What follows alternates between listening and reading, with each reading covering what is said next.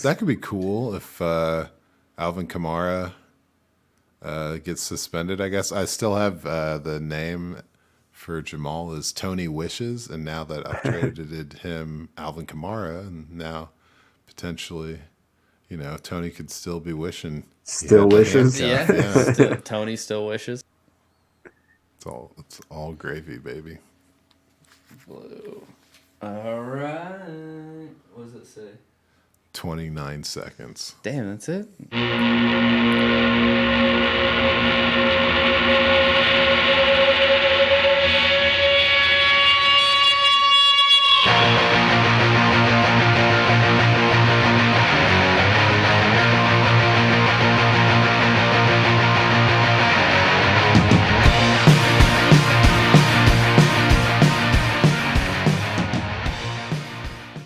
And welcome back. We are Rough Draft Research. You are the audience. Together we are on a mission of Dynasty domination. One daydream at a time here with the gurus. How y'all doing? Pretty good. Swell. Pretty good. You know, Suicide Watch. Christian, you still okay with the Aaron Rodgers thing since You we know. talked last? I'm still okay with it. I got a Raj shirt on. Still in my mourning period. But all aboard the love train. I'll keep saying it until it sounds fun. People of the world, join hands. Yep. All right. Well, a lot of free agency news. But you know what? We're just gonna skip all that, man. We're the rookie guys. That's right. Not that we are rookies, but we like the rookies. Rookies loving rookies. Exactly. It's a young man's game. Let's go on, man. We got our third year. We're 30 years into this, boys. That's pretty crazy. That's crazy. Our third annual Rookie Madness bracket. So, round of 64. We did the orange bracket on Thursday, and here we are with the blue bracket. And we're going to take it all the way down to the championship game. Like Daniel mentioned last week, we're going to give you the winner, and we're going to talk about the losers each week until we get down, and then we'll highlight the more electrifying, the more exciting players. But for now, here we go. Kick it over to y'all. Yeah, so we're doing the blue bracket this week. We are starting off with our typical 1 versus 16 matchup, which is Quentin Johnston versus the bye week. Worse performance from bye week this episode. They got destroyed by Quentin Johnston here. It's pretty sad after our brilliant bye week performances from last episode. But we'll go into our 8 and 9 matchup here. We've got Trey Palmer versus Marvin Mims, 2 wide receivers. This is a tough one, man. These guys are pretty close. I think I lean Palmer because he also has the speed with a little bit more size. So I think that's where I'm going. What do you think? That's tough, man. It's a You close think one. Palmer gets it? I think so, but I wouldn't. It'd be hard for me to fight. I think these guys are very, very close. Okay. But I do fight. I do think Palmer takes it for me. Okay. All right. Well, that's how it's going to be Palmer then. it is. Alrighty. Okay, so we got Marvin Mims, unfortunately losing in the first round. He's another one of those guys I mentioned. We've got guys that can definitely lose in the first round and still drop some really, really impressive performances in the league. But Marvin Mims, wide receiver out of OU. He's 5'9", 177 pounds, 20.9 years old. He's got he's in the 91st for burst score, 40th for speed. That's his thing. He is 4.38 at the combine. That's going to be really, really quick. Obviously the height is going to be an issue. 5'9". It's just tough to get through in the NFL. Going to have a problem with traffic, but he is a fantastic deep presence. 13 deep catches in 2022. That tied him for 11th in the NCAA. But he was 3rd in deep yards with 602. So to me, I think he's going to fit in great with any offense that needs a deep threat, needs a guy that can run motion screens, anything like that. He's very versatile in that sense. it's really just size. Like that's going to be really the other issue that he has. But I think, unfortunately, I feel like that size could end up limiting his fantasy viability. You know what I mean? Just because like he seems more boomer busty to me because he's relying a lot on deep passes and like doesn't have the size to really compete in the NFL anywhere else. But obviously we've seen smaller guys be just as effective. So if there's potential here, he's fast enough to get it done. Oh yeah, he's fast enough to get it done. Man, this is gonna be one of those where we look back next year and we're like scratching our heads on how this happened. But you're right. There's enough red flags. I think a big part of it was the inconsistent team build that he had in Oklahoma. But that's fair. This guy, 177 pounds, is pretty slight. So hopefully he can make a name for himself, being a deep threat. But I think he's got a ton of potential. I'm excited, though. He couldn't argue with you. So instead of arguing with you, I'm just going to join you in assessing our next big matchup here. We got the number 5 versus number 12. That's Tyjae Spears versus Kayshon Boutte. So obviously Tyjae running back out of Tulane. I'm going to give him this victory. Oh, yeah. Big time. Yeah. And that's kind of a hard thing to say because there wasn't too long ago that Kayshon Boutte was like the next biggest thing in the world. And I got to tell you, there's a couple of good reasons for that. His size, right? He's 5'11", 195, played for LSU, and really tore it up. He's 20.8 years old, right? So he's got his youth with him. But he didn't really have too hot of a season this year. His 40 time was 4.5, which is not great. But a couple things you got to realize is that the guy did have an ankle injury that ended his sophomore year short.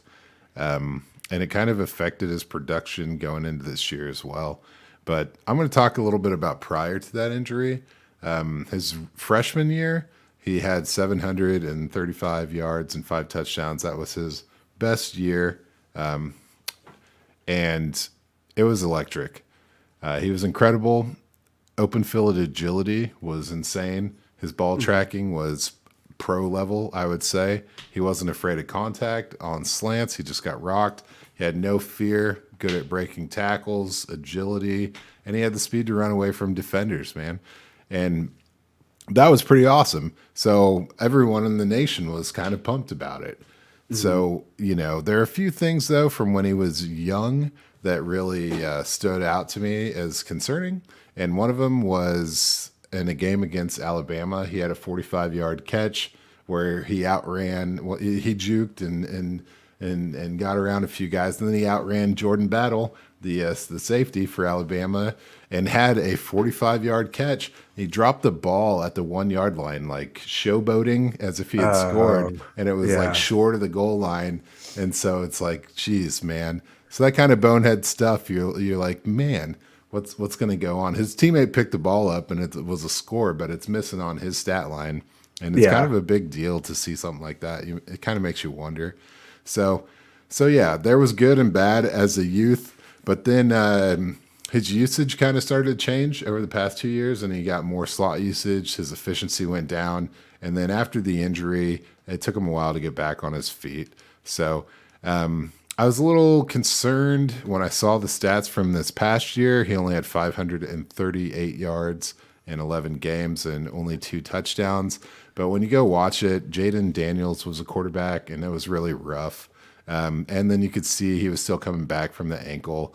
But he did have some electric games. He finished the year off pretty strong against Georgia in the SEC championship game where he had 6 catches for 107 yards and a score. And it was a big score. Like, it was like true freshman year agility, open field, 53-yard touchdown. Just like beautiful stuff, weaving and thieving for every yard. And that's the kind of thing you wanted to see him do after the injury. So I think he still has a ton of potential. And honestly, every year, even his freshman year, all of his production came from like the last 3 games of that year. His last game, of that year had more yards than the first 7 games of that year. So he is kind of an up and down production guy. And so I think if he can be consistent in the next level, he could be awesome. Yeah. His arc right now is scarily reminding me of like CJ Verdell. Not as intense as that, but like somebody that was going to be like, oh, this top tier pick, and then like an injury fall off in production, kind of just like coming into the draft on kind of like a dud note. Not through any fault of his own, like he got hurt and like you're saying, but it's hurting his value for me right now. But it'll be interesting to see if a team buys into like sort of what I used to say about Chuba Hubbard too. Like if a team buys into what he was and then tries to pull that out of him, it could be really interesting. But there's a lot of talent. Fortunately for him, the wide receiver class isn't the strongest, but yeah, he's just been on a downward slope, and it's rather unfortunate because you like you're saying, he's exciting to watch when he's going. So hopefully he can get back to that point. Yeah, I think he's got some chances. Let's do it. Hopefully you are right. All right, so let's move on. We got a matchup, our 4 and 13 matchup, Kendre Miller and Eric Gray. I know we're both really high on Kendre Miller, so I think that's where we go here. Oh, yeah. I mean, It's kind of funny, but yeah, we'll go with it. Yeah. I'm going to be honest. I seeded the blue bracket, and after doing this, man, I think Eric Gray probably got a disservice here. He probably could have been farther up this seeding. I think I kind of screwed the pooch on that one. Running back out of OU, 5'10", 211 pounds. Eric Gray, 23.3 years old. He comes in with a burst score. Oh, I moved my notes. Hang on, bear with me 1 second.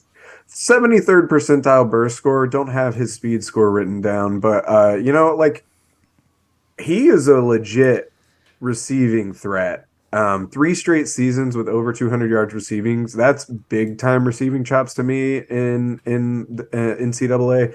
But also 0 drops on 44 targets this season. That's huge.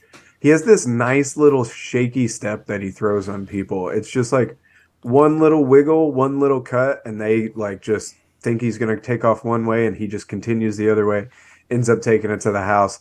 Like he's got huge potential to me if he ends up in the right place. I think he's going to be like a receiving type running back by committee type guy, but we've seen guys like that pop, like Nyheim Hines on a good year, JD McKissick, and I think Gray has more potential than those guys.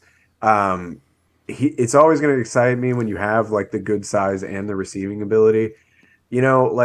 I think I overlooked this one. He had 1,300 yards, 11 touchdowns last season, and with that dual threat ability, man, if he lands somewhere nice, it could be fun.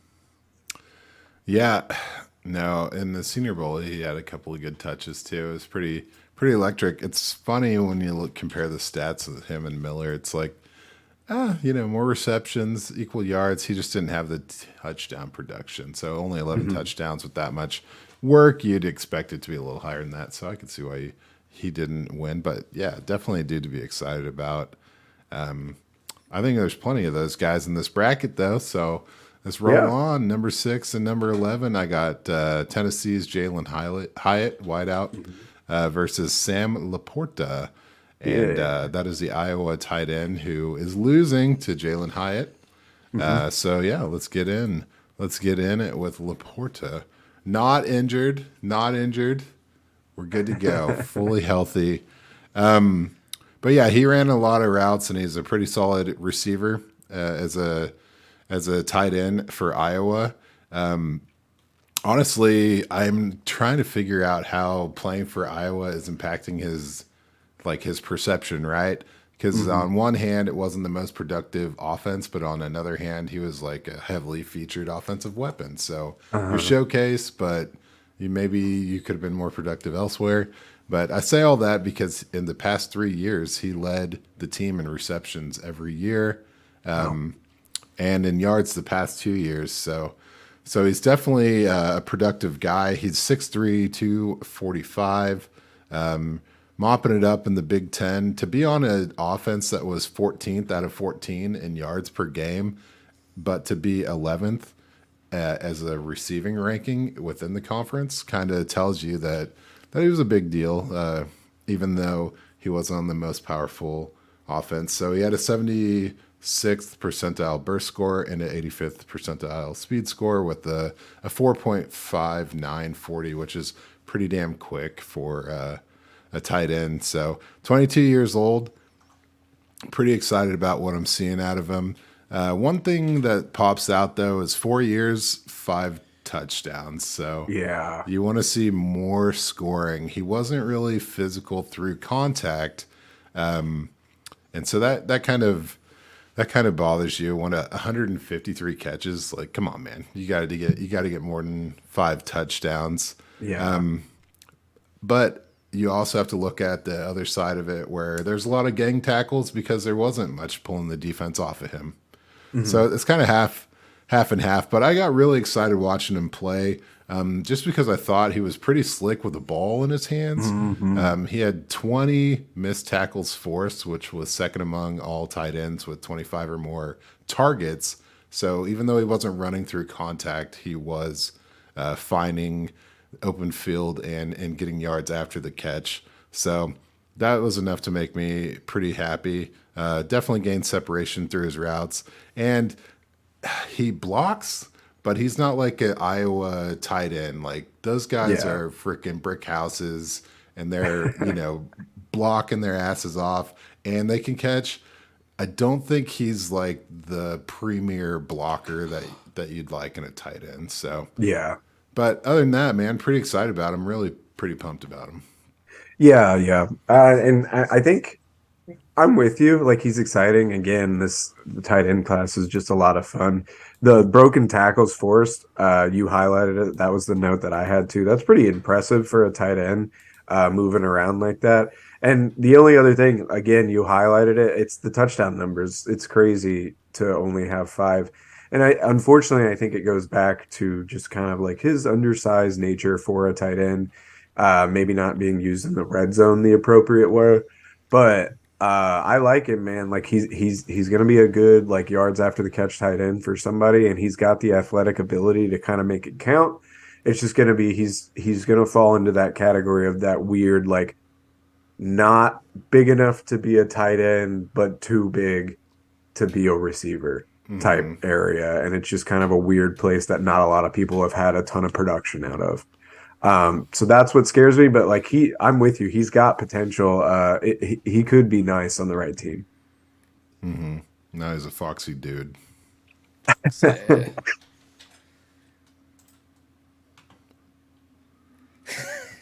I had a lot of fun when we watched him at the Music City Bowl in Nashville this last New Year's, and Iowa was whooping ass so bad that he started playing quarterback in the fourth quarter. So Sam LaPorta had himself a good day that day. Yep. Damn, that's impressive. I didn't know about that. Also, we're leaving that in. That's okay. Hey, switch over to the YouTube and rewind 30 seconds to watch Christian just absolutely have a good time. At least I muted the mic. Yeah. Anyway, that's a nice tease. That's a nice tease. All right. So let's move on. We've got our 3 versus 14 matchup. Going to be my last profile of the day. Zach Charbonnet versus Aidan O'Connell. This one's not particularly close. It's Zach Charbonnet, right? Of course. But up. You know what? Aidan O'Connell's a decent little quarterback, man. QB out of Purdue, 6'3", 213 pounds. He's 24 and a half years old. Almost 3,500 yards last season, 22 touchdowns, 13 interceptions. His career highs, it was actually that 3,490 yards career high, 28 touchdowns, 71% completion. So that was pretty good.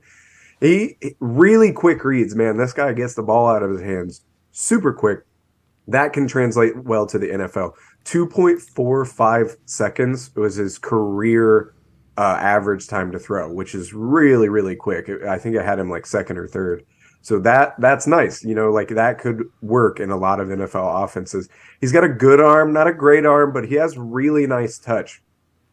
There's some times that he throws it just kind of like floats right into where it needs to be. It's one of those like pretty balls that you notice, and it seems like it would be really easy to throw, but those are really hard to throw typically.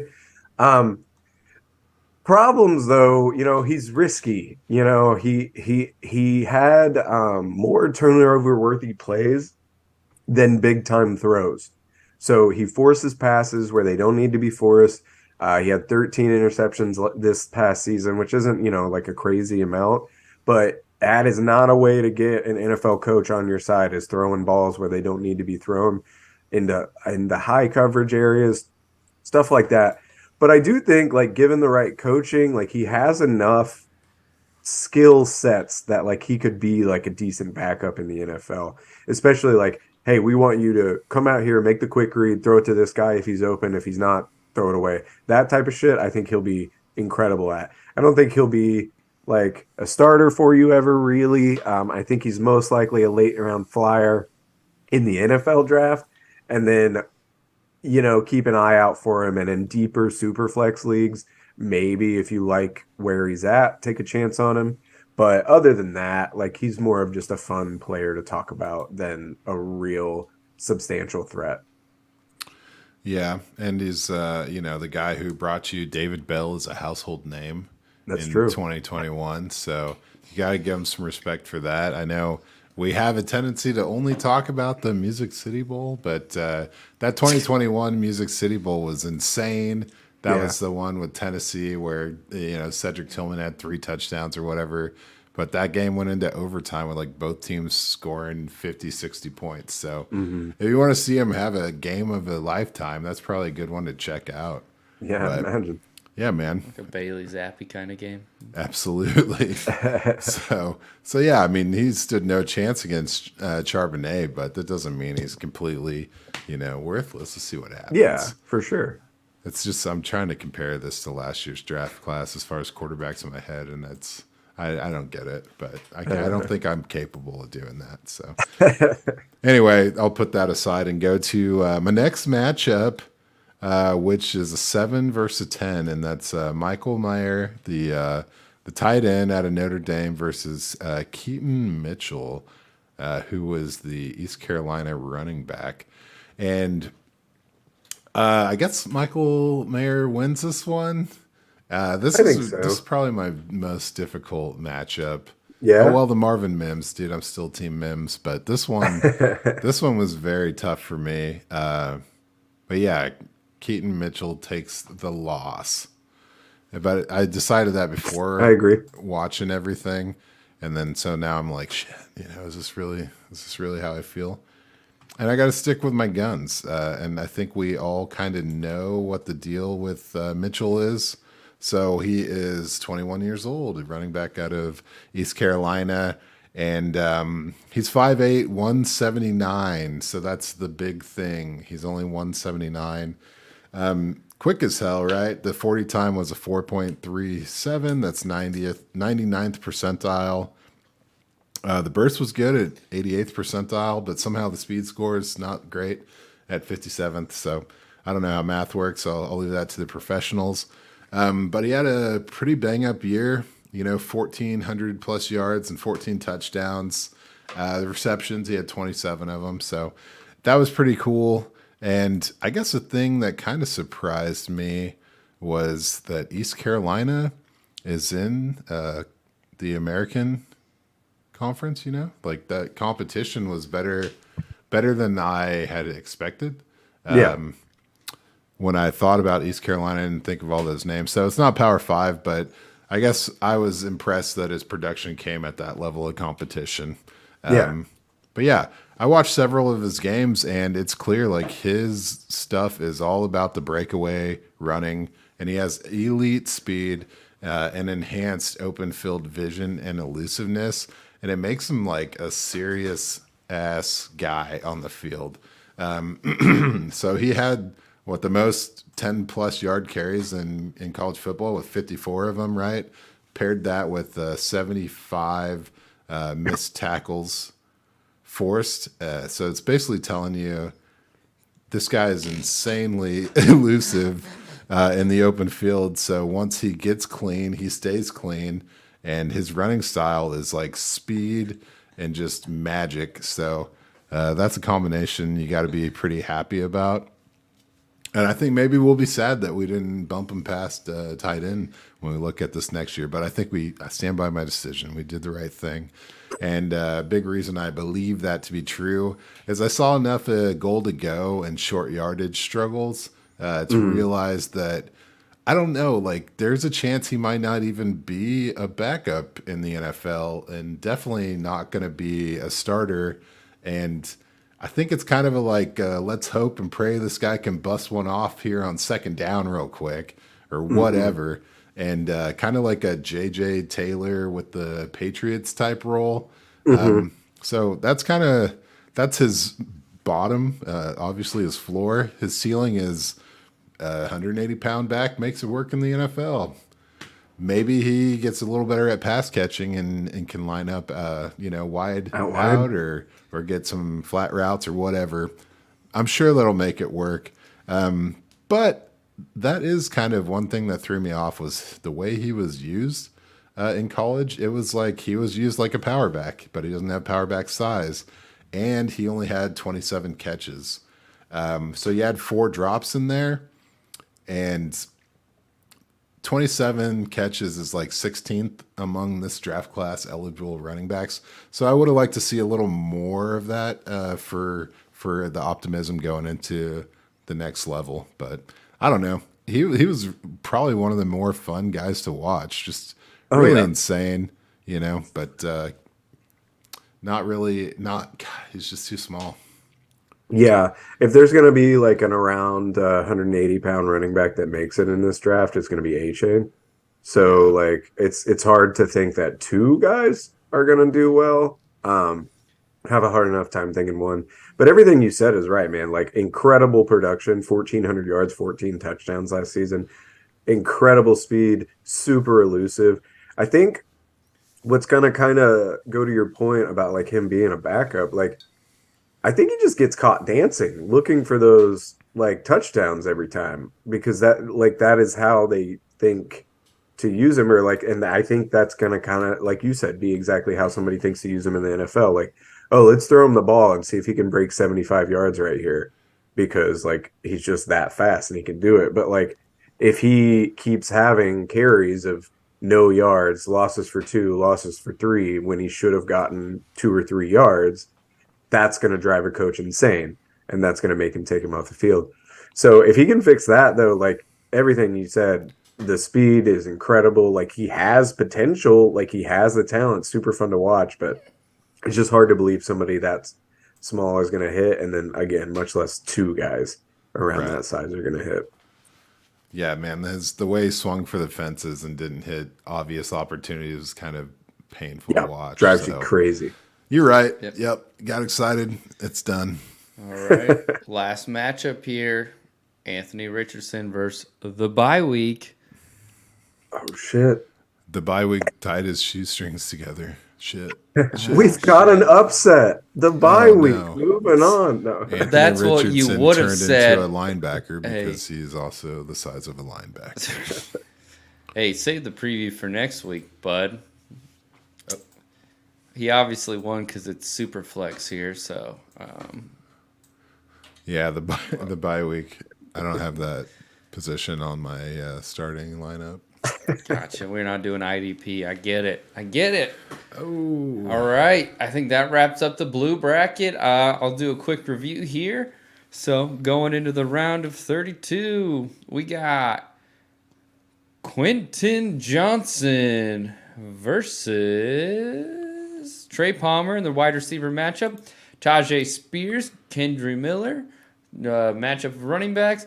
Jalin Hyatt versus Charbonnet, a wide receiver versus a running back. And then Michael Mayer versus Anthony Richardson. So a tight end made it on.